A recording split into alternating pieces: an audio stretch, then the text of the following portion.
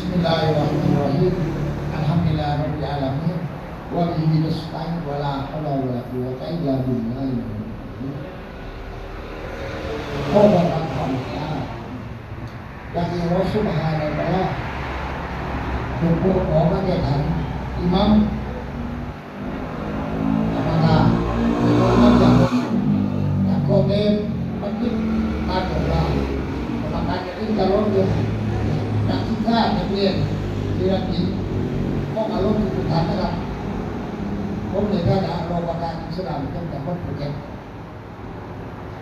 ก็ในการชมนี้นะครับอัลลอฮฺที่ได้ย้ายผมได้มาพบกับโอกาสดีๆและเรื่องดีๆที่ท่านอิหมัมได้จะทำขึ้นในวันนี้ครับคือการที่เราไปยุบสลาดกันไม่หวังสลาดอะไรก็ตามผู้ที่ได้รับก็มีความดีใจส่วนผู้ที่ไม่ได้รับก็ไม่ได้เสียใจเพราะเราทุกคนนั้น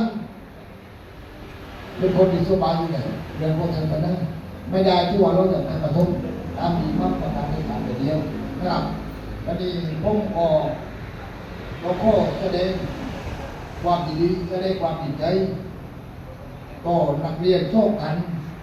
ที่ได้รับสลากอารมณ์ประทุมท้ายเดือนการประทับในปีนี้นะครับแล้วก็ข้อชื่นชมทางอิหมัมตารอดจนกรรมการมัสยิดเรื่องนี้ที่นั้นมีความเป็นดีนะครับหนึ่งการเก็บการทอดเด็กขึ้นในมัสยิดเรื่องนี้แล้วก็ท่านจะคิดว่านักเรียนที่นักศึกษาของเรานั้นเมื่อท่านตั้งใจจะเรียนศาสนาแต่บางทีนะโอกาสไม่เท่ากันท่านก็เลยคิดว่าจะเพื่อ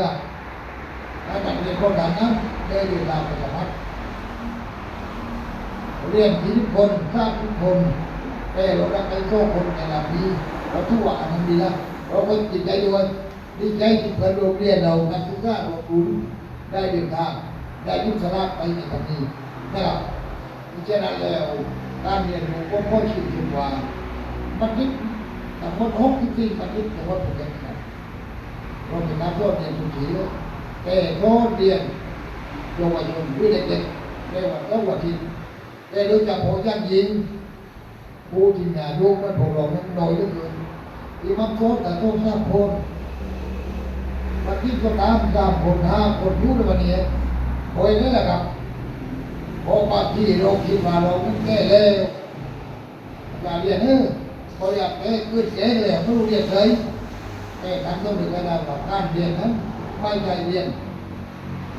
นั่นเองคนที่รู้ความทุกข์ขนาดแก้กันนี้เพราะความรู้มันมีการสิ้นสุดแต่อิหมัมเองที่โทษพวกเรานั้นท่านก็ต้องเรียนเขาไม่อยากทำได้อย่างนี้แต่ก็ไม่ได้เลยก็เลยแจ้งดูแจ้งก็หลุดที่แจ้งที่จะมีปัญหาท่านก็ต้องเรียนต่อไปเราค้นคว้าความรู้เราเอาวิชาความรู้ที่ท่านเรียนมาพอมาเพื่อแผ่มาหมอให้แก่คนเนี่ยความรู้เขาทันแต่รอบจนท่านก็ไปทุกตัวบางตามปฏิบัติตามโลกเก็บและบางทีทำไปทุกการจังหวัดพร้อมกับท่านก็ขึ้นบรรยายทำมัสยิดให้วิชาความรู้ก็พี่น้องมุสลิม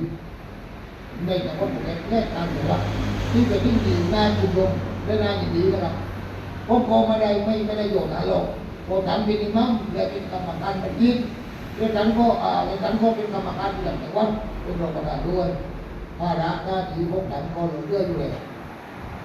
ดูเนี่ยท่านก็ต้องประกอบอาชีพรายผู้รอในสังคมเอาแต่อะไรเราอย่างเดียวดูเนี่ยไม่มีเป็นอิหมัมได้ไหมเป็นไม่ได้ไม่ใช่อิหมัมตรงนี้แต่ทุกอย่างโอนไปแต่ญาติน้องมันบอกไปเราไม่มีชีวิตแล้วได้จะยุบเนี่ยได้หมดแล้วมันเป็นได้ในย่างเล็กมาอิบาดะที่ทำนั้นอาจารย์นำไปดูตะตัว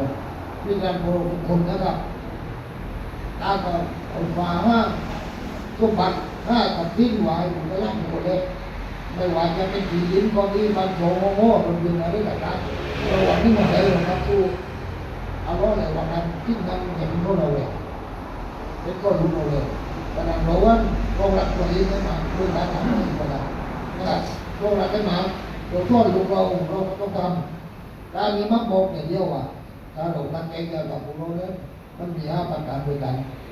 นั่นเป็นประการที่ทางเป็นประการที่ชอบนะเวลาไม่ทำเขาดูไม่ใส่อันนี้ถูกไปถูกมาหน้าทำถูกถูกไปถูกมาเราอยากที่อยากรู้กันเพราะว่าการโทษลูกทิศการโทษเนี่ยที่มีถูกไปถูกมาไม่อยากจะพอไปเดียวมานี่ไม่ได้เราลูกทิศไปประการที่ดีเดียวไปเดียวมาลูกทิศตรงไปตามคำโทษของการตรงไปถูกมาเขาว่าตรงไปตรงมาที่ถูกเหลืองนะครับไม่ว่าดูสามีของเขาไม่ยาวว่าถึงบางครั้งบางเข้าเวลาคนตามก็คนในบ้านก็ต้องได้หวัง500หลังจากสร้างเราตามไปโลดฉันไม่เอาไม่ได้นะเอาโบเอาที่คนไหนเราที่คุณเล่นเดียวว่าลูกศิษย์ก็คงจะไม่มีเองไม่มีเองเพราะว่าที่เวลาตามก็หลังหรือจะบอกว่าไม่มีแต่พวกเกิดเป็นของทุกข์นะครับอะไรที่เรามีคือเราอยากมีเรื่องเกิดนะครับพออยู่นี้เป็นดูทีมันน่ากลัวที่สุดเพราะเราเด็กพวกเด็กก็นั่นแต่ว่าเด็กเราพูดใจนี่เราถึงวันที่กันไม่ถึงแต่การนี้เป็นมืดเป็นสำคัญเดินโทรทัศน์วันนี้แต่อะไรครับมันมีวันนี้มันมีแต่เรื่องนี้นะครับมันมีการที่เรื่องไม่ดีมีขนาดเมื่อกันแล้วผมพบว่าตอนนี้ที่ว่าทุกวันอาทิตย์ที่เป็นมาเรียนเป็นที่ถ้ามาได้มันจะเป็นแนวแต่การเป็นได้เลยนี่นะครับเป็นสิ่งบางอย่างที่เป็นยังไม่รู้ดีเป็นต้นไปพอที่หน้าครับว่าคุยมั่งอันนี้ว่าเบื่ออันนั้นว่าเบื่อนะเนี่ยเราแค่ได้ความรู้ไม่มีกันพวกนี้ก็รู้เรียนรู้มันในนี้บ่รู้ได้ต่างๆแต่ว่าสิ่งที่ไม่ดีเราทำสิ่งที่ดีเราทำลูกเนี่ยเป็นลูกดีก็ไปกับผู้ใดหมดการเป็นแบบนั้นลูกอยู่ในมะเขาตายอยู่ในลูกที่ลูกเป็นที่พูดแต่หน้ากระดานแต่ที่นั่นสำหรับผมนะผมคงว่าไปไหนอยากพูดกันว่าต้องไปอยู่โลกด้วยมันสมัยนั้นไม่ควรจะขาดอยู่เพราะว่าเราตั้งใจไปทำงานเราต้องถึงวัดทำงานเกินไปที่วันที่มาวันที่วันกระดังเรามองดูมองชาติทุกคนไว้ตั้งใจทำเพื่อโลกแค่บ้านคนเดียวก็แค่บ้านตั้งไว้อยู่อย่าเอาตัวตั้งแต่เพื่อนแต่หน้าหัวแต่ด้านกันไม่ทุกคนเราไปถูกรู้ถ้าเกิดได้ขึ้นอย่างนี้เราไม่รู้เราเป็นเกิดได้ไม่รู้มันไม่รู้นะครับแต่ถ้าเราเนี่ยเอาว่าเราไม่รู้อยากเล่นซื้อไม่รู้จะเหนื่อยไล่เช็คไล่ไม่ทุกคนไม่ทุกคนอันนี้ผมว่าไว้ในการหาเทวาอันนั้นจะอยู่ที่ผมมั่งนะครับการทุกใจผมเข้าใจเวลานั้นก็เดี๋ยวพอมีการจัดการโรคการกันจะขึ้นมาผมว่า